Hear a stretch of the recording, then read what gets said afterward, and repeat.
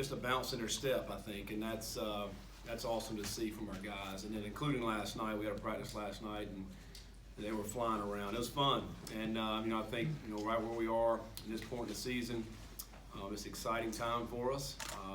We know we've got 4 really good teams we got to play in the month of November, and we're excited about that. And we talk about how we're going to finish and what we remember for this year, and so it starts with Miami. We know Miami's a team coming off a huge win this weekend against their rival game, Florida State, and Manny's got the number 1, the defense flying around. That side of the ball is extremely impressive.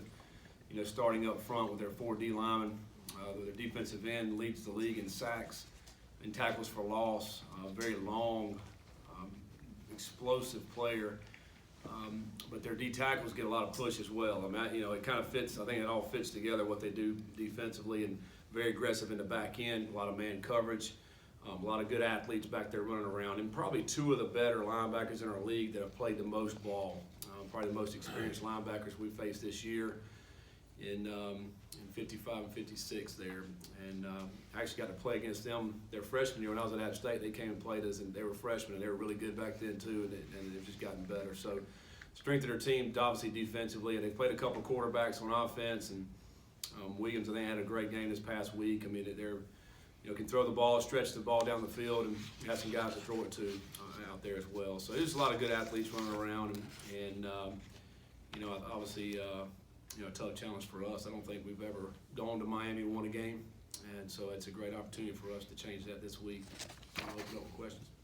Coach, the way the schedule broke up, you had bye weeks, kind of breaking up the season in thirds. You like how that's set up, and how is this bye week different than the last one?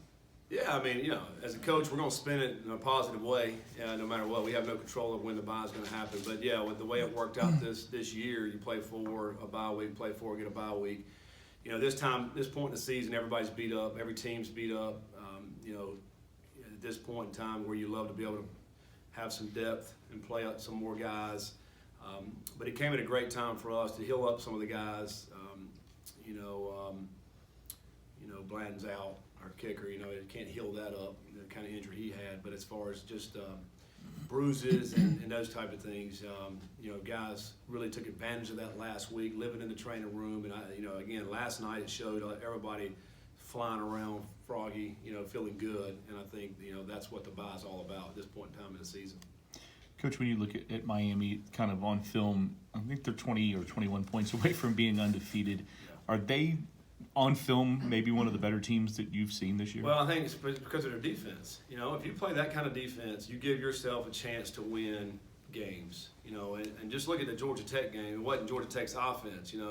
Georgia Tech strip fumble, fell into the end zone. They faked a punt for a touchdown. They manufactured that win, and kudos to those guys for doing that. But when you play great defense like they do, they create turnovers, they sack teams, they tackle for loss, then you give your team a chance to win. Now, other phases of the game have to step up and be able to make plays, but defensively, we've played some good defenses this year, as we go back and look throughout the season, but they're right up there with, some of the best we've played this year, of how they cause havoc in the backfield. So they disrupt the running game with the penetration up front as well, obviously, as a passing game, because you hold the ball, you're going to get sacked. 100%. You can't hold the ball.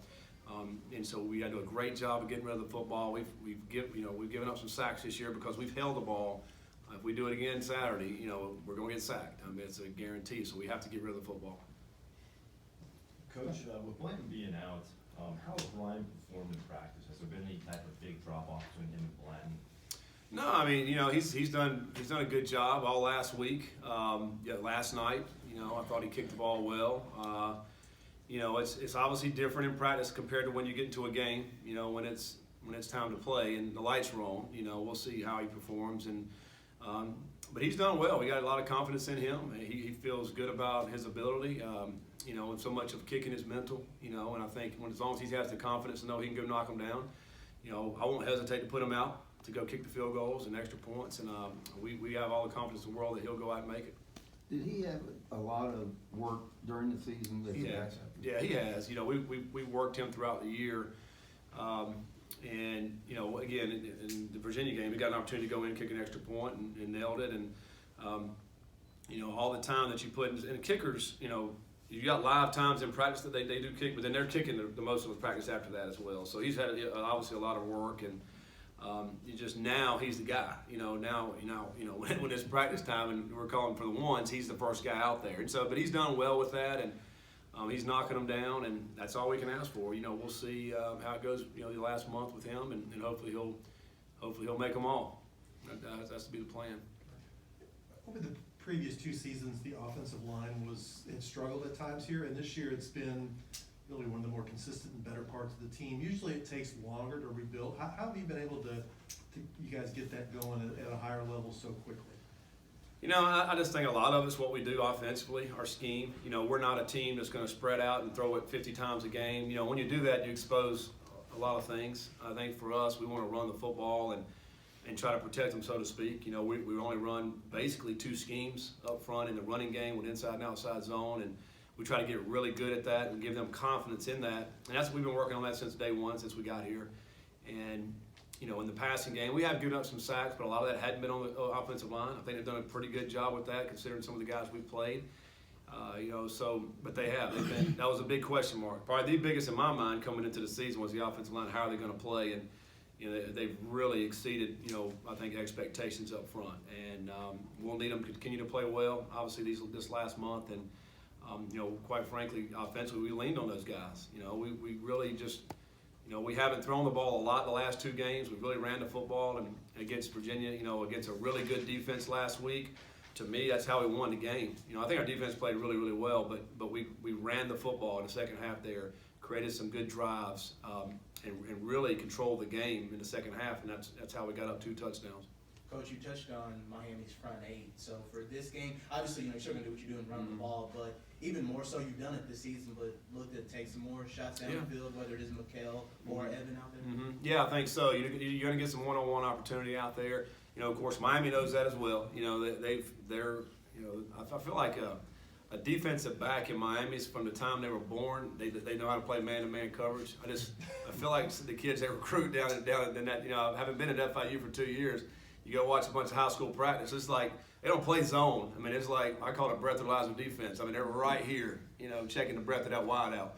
He's right in your face, and those kids have a lot of confidence in that. But you have to be able to take advantage of that. When it's one-on-one, if they don't have any help over the top, it's you versus him, and we got to go win that. And then these quarterbacks got to make a throw to where they give your receiver an opportunity to make plays. And then it comes down to making plays.